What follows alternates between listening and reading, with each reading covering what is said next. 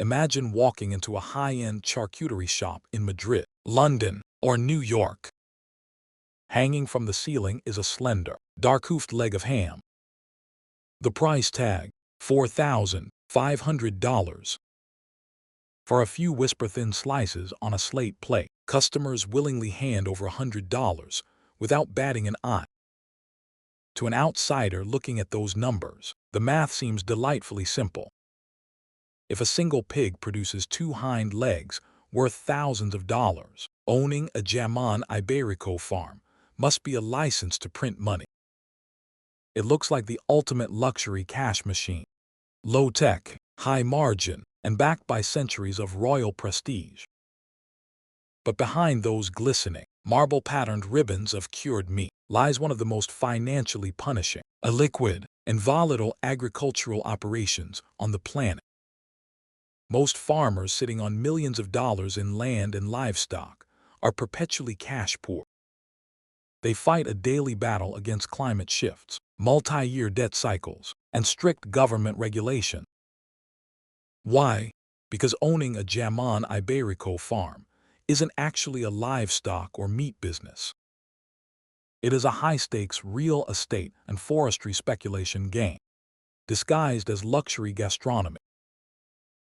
To understand why this business eats capital for breakfast, you first have to understand that not all Iberico ham is created equal. Spain enforces a strict, color-coded regulatory framework. This system divides the market into 4 distinct tiers. At the bottom is the white label. This is the entry-level industrial tier. The pigs are at least 50% Iberian breed, but they are raised indoors in intensive farming facilities and fed commercial grain diets. Curing time is relatively fast, around 12 to 24 months. It is a high-volume, low-margin game with virtually no luxury pricing power. Next is the green label. Here, pigs are raised outdoors in open pastures and fed a combination of natural forage and commercial grain. This is a mid-tier hybrid, offering a curing window of 24 to 36 months. Then, we enter the luxury tier with the red label. These pigs spend their final months roaming freely in the open oak forests, feeding almost exclusively on acorns and wild grass. However, the pigs themselves are crossbred, usually a purebred Iberian, so crossed with a Duroc boar.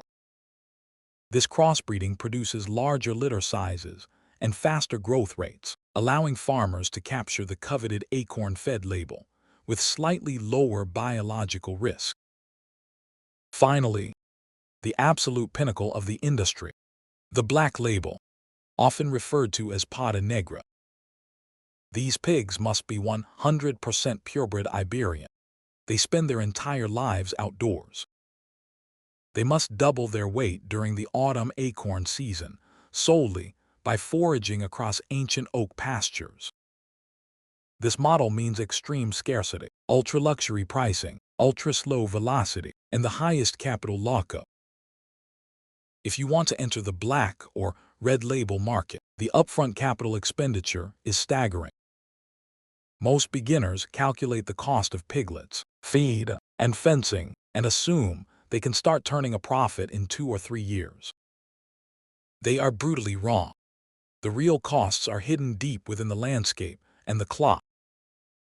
First, the land premium. You cannot build a factory floor for top-tier Iberico ham. Spanish law dictates that to qualify for the acorn-fed designation, you must provide a minimum of 1 to 2 hectares of oak forest per single. A modest herd of 500 purebred pigs requires up to 2,500 acres of prime ecosystem. Acquiring this land requires tens of millions of dollars before you buy your first piglet. What if you buy cheaper pasture land and plant oak trees? Well, home oaks and cork oaks take between 30 to 50 years to reach full acorn production capacity. You cannot manufacture acorns synthetically. When you buy an Iberico farm, you aren't just buying farmland. You are paying a massive premium to purchase decades of unrepeatable biological time. Then, there is the 5-year working capital lockup. In standard pig farming, animals are slaughtered at 6 to 8 months. In the 100% pure Iberico business, the pig grows for 18 to 24 months.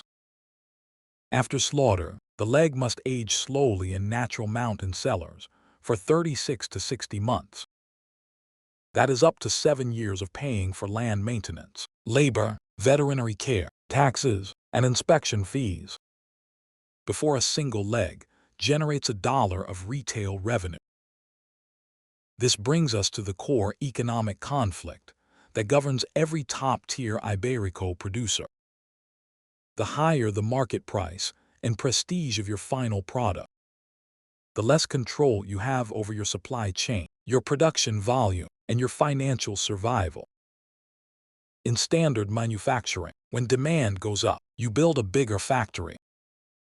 In high-end Iberico farming, the exact opposite happens. You cannot expand production at will because oak trees produce a fixed amount of acorns each year. You cannot hedge your primary raw material because the acorn crop depends entirely on autumn rainfall and winter temperatures. And your capital is frozen in time. To earn the highest margins in the ham world, you must willingly surrender control of your business to the weather, strict territorial limits, and a 5-year waiting period. To see how this paradox plays out in the real world, look at the historic production centers in regions like Jabugo and Guijuelo. The legendary houses there survived not by acting like simple pig farmers, but by building vertically integrated, multi-generational wealth preservation system. Rather than relying on third-party suppliers, elite houses directly own or hold long-term exclusive leases on vast swaths of the ancient oak forest. By locking up thousands of hectares, they create an impenetrable moat around their brand. To survive the 5-year cash flow lag, they maintain 5 active production cohorts simultaneously. From piglets being born to fully aged 5-year hams currently being sold to luxury retail. This creates a steady stream of incoming revenue to fund the massive holding costs. And because a leg of pure Iberico increases in value as it ages, these houses use their curing cellar inventory as physical collateral to secure bank loans. A cellar holding 50,000 aging legs represents tens of millions of dollars in future value, allowing producers to pay ongoing operational expenses while waiting for time to do its work. Because an Iberico farm operates at the intersection of wild nature and ultra-luxury retail, financial performance can swing wildly. In a favorable year, steady spring rains hydrate the forest, followed by a mild summer. By October, the oaks drop an abundant carpet of fat-rich acorns. The pigs feast effortlessly, gaining over 130 pounds, exclusively from acorns and grass. The harvest qualifies for the lucrative Black Label designation. Margins reach 35 to 45%, and cash reserves are effortlessly refilled. But in an unfavorable year, a severe Mediterranean heatwave and autumn drought strike. The stressed oak trees abort the acorn crop entirely. The farmer faces a terrible choice: let the pigs starve or bring in commercial grain feed. The moment commercial grain touches the trough, Spanish law forbids the farmer from selling those legs as acorn fed. The entire cohort is automatically downgraded. Wholesale prices instantly plummet by 40 to 60%. Margins turn negative, triggering severe cash flow distress that threatens the entire 5-year pipeline. At a distance, owning a Jamón Ibérico farm looks like the ultimate story of gastronomic luxury. A picturesque life spent beneath ancient oak trees, producing the world's finest charcuterie. Up close, it is a masterclass in modern agricultural discipline. It shows us that true value cannot be engineered overnight, and that the highest price tags often belong to products that force human beings to slow down. In an economy obsessed with instant scaling, rapid iteration, and overnight returns, the economics of Jamón Ibérico offer a humbling reminder. You can buy land, you can buy livestock, and you can buy brand prestige. But you cannot hurry the growth of an oak tree, and you cannot bargain with time.